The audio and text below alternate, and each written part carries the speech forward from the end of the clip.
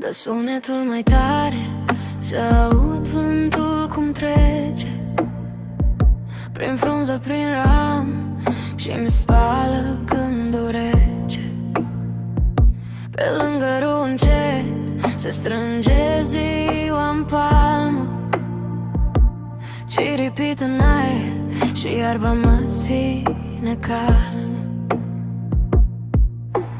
Gânduri se întind peste ape,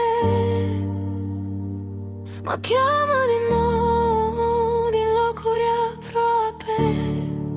Dă sunetul mai tare, dă mai tare, să-mi intre în suflet, în vene, în oase. Dă sunetul mai tare, dă sunetul mai tare. Siripe și frama de copaci până uit de toate.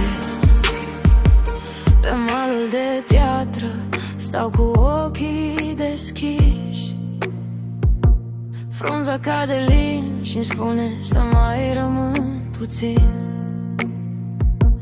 Apa duce tot, dar lasă urma ei în șoapta dintre ierburi, în pașii mei. Gânduri se întind peste ape, mă cheamă din nou, din locuri aproape. Dă sunetul mai tare, dă mai tare,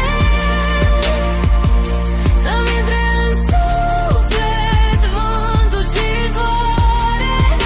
Dă sunetul mai tare, dă sunetul mai tare.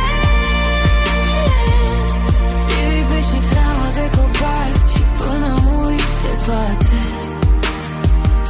Dacă se lasă seara și scade lumina, lasă-mă aici cu frunza și cu apă lină, cu valul mic de râu, cu glasul din copaci, cu vara din nisip și cerul din răsărit de lună. Dă sunetul mai tare,